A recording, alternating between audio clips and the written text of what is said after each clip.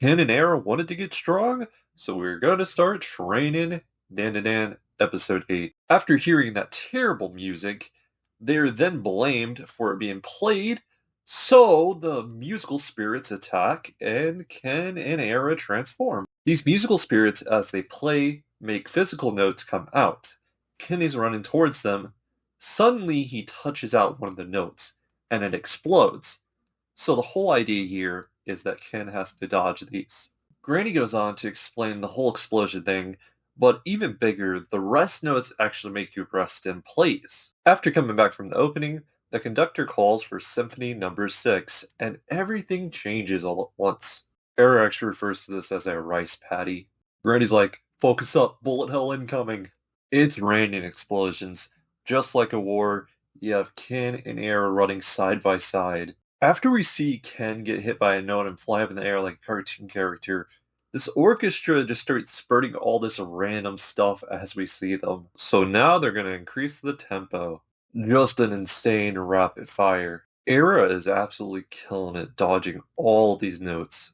Ken, on the other hand, not so much. So suddenly, out of nowhere, Ken gets hit with a rest note right in the face. As Granny scolds Ken, she also gets hit in the forehead.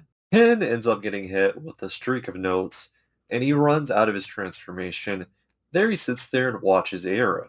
This is where Ken starts to feel sorry for himself. He's been able to fight so many strong opponents, but he himself has not been able to get stronger. Don't you worry, we got Granny to take him out of it. Ken here actually gets some golden advice from Granny. Don't sit there and focus on their performance. Rather, just remember any kind of music that you know, and use that rhythm to move your body. This might be a little harder for Ken. He doesn't listen to music at all, so he doesn't even know. As Ken says that, we have a flashback at the band that tried to remove Evil Eye, so this tune is gonna go crazy that Ken has to rock it to. He has the realization this whole time, Air has been running around looking for a opening to throw her hair at these orchestra members. As Air starts to dodge an array of music notes, suddenly she jumps up, and whenever she comes down, she falls into the ground, being stuck. After Air being stuck, all the orchestra members focus fire directly on her. We do hear an explosion, and they say she's dead.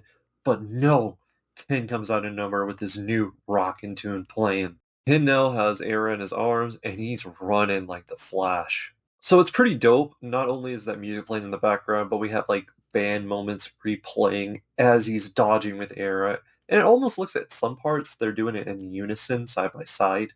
We focus back on the orchestra, and they just hate Ken's new tune. Out of nowhere, Era grabs one of them with her hair, kicking him and knocking off his head. And this makes his spirit vanish. Now all that's left is a photo of him. After losing their friends, they're not so happy, so the orchestra's having to stare off with Ken and Era. While Granny and Era start arguing, this is where all the members of this orchestra start playing these aura notes, each in the color of their eyes. While they're still playing, Ken and Era rush in to try and attack. Suddenly, the conductor calls out. He stops everything as it is. This rice paddy world is gone, and they're back to the basic.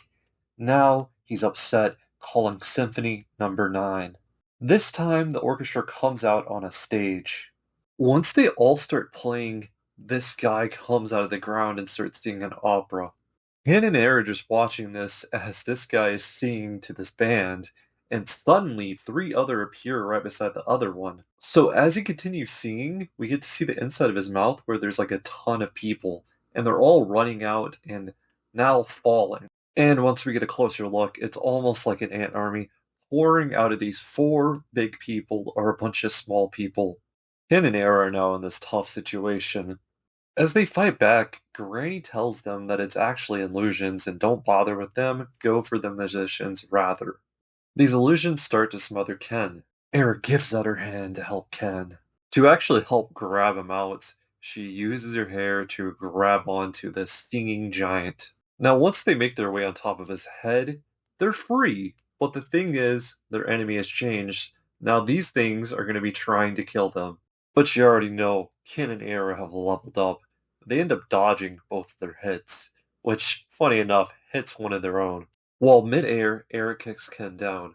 Now she's gonna stay back, and Ken's gotta move on and defeat these musicians all by himself. Both are in a battle of endurance, but absolutely nothing can stop them.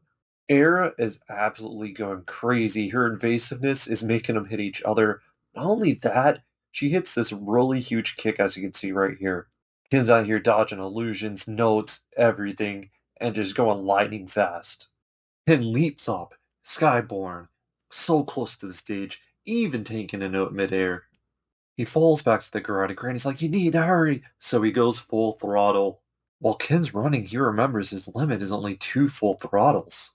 One blast per person won't cut it. And at that moment, Ken remembers 5 switches per beat. It'd be a piece of cake for me. Ken finally understands it. He goes full throttle overdrive, bro. Man, whenever he was in this mode, even the ground that he was walking on was getting destroyed. He gets on that stage and he takes them out in one big swoop. As their photos drop, everything starts to turn back to normal. After a victory, we get to see Ken say thank you to Era. Thanks to her, he was able to do this.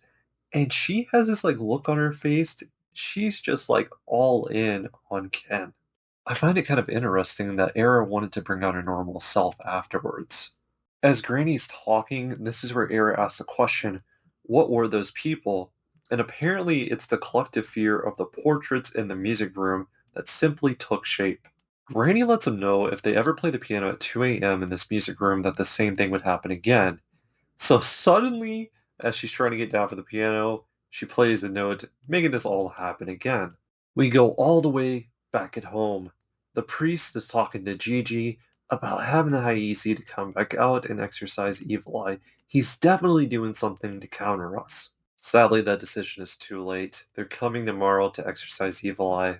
As Momo is upset at the priest, yelling at him, suddenly we hear a voice call out. Gigi's just down and upset. Jin or Gigi, step outside. It's Ken. They all come outside, and Momo's like, where you been this late at night? Ken just like, okay, Era, give me the water, now. And this is crazy work. I'll give him the beating of his afterlife. Ever since Momo got assaulted, this has been really making Ken mad. Even more, they want to take in Evil Eye, which is absurd. But he goes on to say it's badass as he transforms. As for Gigi's will to protect Evil Eye, well, Ken is gonna protect it. Gigi leaves the trust in Ken's hands. Eris splashes the water. For the episode finale, we have this epic standoff that will continue next episode. First thing, I'd like to apologize for the length of this video. Catch myself doing play-by-play a lot or highlighting things that aren't particularly always too important. Now, my opinion on this episode, not everyone's going to agree on. The whole orchestra stuff, I was kind of bored with, but they did save it in this episode when we had the 4 giant singers and they started spewing out all those minions. That was sick. Had Ken fueled by that metal music, and that is just metal, man. That's all I gotta say about that. What a power. And they saved it with the ending in particular.